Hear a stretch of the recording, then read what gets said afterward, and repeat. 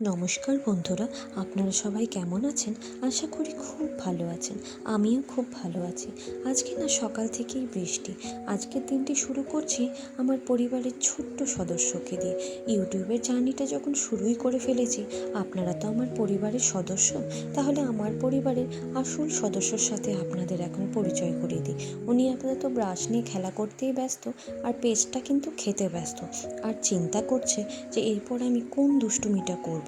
দেখুন, এর মধ্যে না কলিং বেলটাও বাজছে, পার্সেল এসে গেছে ঠিক, কিন্তু কি এসছে এখন আমার খুলে দেখার একটুও সময় নেই। তাই যখন আমি দেখবো আপনাদেরকেও তখন দেখিয়ে দেবো হ্যাঁ কি এসছে। এর মধ্যে ফ্রিজ থেকে মাছটা বের করে রাখলাম।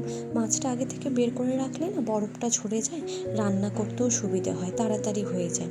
এর মধ্যে ছানাকে স্নান করিয়ে ওপরে কাপড় মেলতে গিয়ে দেখি কি অঝোরে বৃষ্টি হচ্ছে। জানেন কি করে কাপড় মেলবো বলুন? তবে আমাদের ওপরের ঘরে একটি ইনকমপ্লিট ঘর আছে, সেই ঘরই না আপাতত এই কাপড় টাপড় মেলার কাজে ব্যবহৃত হয়। কি সুন্দর বড় বড় জানলা, হাওয়াও আছে, আর কাপড়গুলো বেশ সুন্দর শুকিয়েও যায়, কোনো অসুবিধে হয় না, খুব উপকার হয় জানেন। এর মধ্যে দেখি মাছের ঝোলটা কি সুন্দর হয়ে এসছে না, দেখুন তো রঙটা। আর এই ধনে পাতা যে আমার কি ভালো লাগে, সব কিছুতেই আমার ধনে পাতা দিতে ইচ্ছে করে, দিয়ে খেতে ইচ্ছে করে। আর ধনে পাতা বাটা, উফ, আমার তো মানে ভীষণ পছন্দ। আপনাদেরও কি তাই? এর মধ্যে কিন্তু আমার ছানাটি ঘুম থেকে উঠে ওনার বায়না বাগল মাই শু পড়াতে হবে, তাই তাকে এই 1 2 বাগল মাই শুটা একটু পড়াচ্ছিলাম। এবার দুপুরে ঘুম থেকে উঠে দেখি শ্বশুর বাবা চা করে রেখেছেন। উনি চা ভীষণ ভালো করেন আর করতেও ভালোবাসেন, তাই আমাদের সকলের জন্য চাটা উনিই বানিয়েছেন। এর মধ্যে পার্সেলটাও একটু খুলে দেখি কি এসছে। মনে হয় ছেলেরই কিছু জিনিস এসছে, আমি তো তেমন কিছু অর্ডার দিইনি। আর ছেলের জিনিস না জানেন ওষুধের দোকান থেকেই কিনি, তবে এবার না কি মনে হলো অ্যামাজন থেকে কিনে দেখি তো কেমন আসে ক্রিমটা। যাই হোক, দেখে তো ঠিকঠাকই মনে হচ্ছে। এরপর আমরা দুজন মিলে বেরিয়ে পড়লাম জগদ্ধাত্রী ঠাকুর দেখতে। জগদ্ধাত্রী পুজো জলপাইগুড়িতে খুব একটা হয় না, জলপাইগুড়ির যোগমায়া কালীবাড়িতেই জগদ্ধাত্রী পুজোটা হয়ে থাকে। তো সেখানেই যাচ্ছি একটু জগদ্ধাত্রী ঠাকুর দেখতে, আর আপনাদেরকেও দেখাবো। রাস্তাটা কি ভালো লাগছে না, বৃষ্টি হচ্ছে, কি সুন্দর চারিদিকে জল। মন্দিরটা কি সুন্দর সাজিয়েছে দেখুন, কি ভালো লাগছে না, চারিদিকে আলো, সবাই সেজে গুজে এসছে। চলুন মন্দিরটা একটু ঘুরিয়ে আপনাদেরকে দেখিয়ে দিই, কি ভালো লাগছে না। এখানে কালী মায়েরও মন্দির আছে, লোকনাথ বাবা আছে, শিব ঠাকুরও আছে।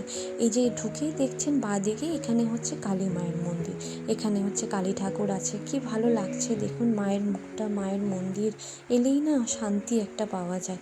আর উল্টো দিকে এখানে হচ্ছে জগদ্ধাত্রী পুজো। চলুন জগদ্ধাত্রী মায়ের মুখটাও আপনাদেরকে দেখিয়ে দিই, সাথে আমিও দেখি। ইস কি মায়া না মুখটা, এই মা যতদিন থাকে ততদিন কি আনন্দ। দেখছি পুজো হয়ে গেছে, যজ্ঞের টিপও একটু পরে নিলাম, পরে এবার কি করব, একটু ভিডিও করে নিলাম, এই একটু হেঁটে নিলাম আর কি। যাই হোক, এবার কালী মায়ের মন্দিরে গিয়ে একটু বসবো, বসে একটু মাকে দেখি, একটু সাথে ছবি তুলি। পেছনে বোধহয় আপনারাও একটু মাকে দেখতে পাচ্ছেন না, কি ভালো লাগছে না বলুন।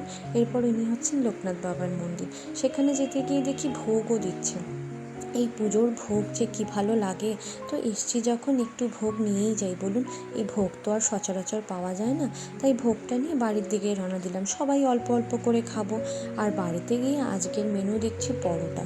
পরোটা খেতে ভালোই লাগে, কিন্তু বানাতে না বড্ড কষ্ট হয়, তো শাশুড়ি মায়েরও কষ্ট হয়, আমি নাই করেছিলাম। তবে ওনারও খাওয়ার ইচ্ছে ছিল, শ্বশুর বাবারও খাওয়ার ইচ্ছা ছিল, আর বরেরও খাওয়ার ইচ্ছা ছিল, তাই ঠিক আছে পরোটা। যাই হোক, পরোটা খেতে খেতে আজকের দিনটি শেষ করলাম। ভিডিওটি কেমন লাগলো অবশ্যই জানাবেন, ভালো লাগলে একটি লাইক করে দেবেন।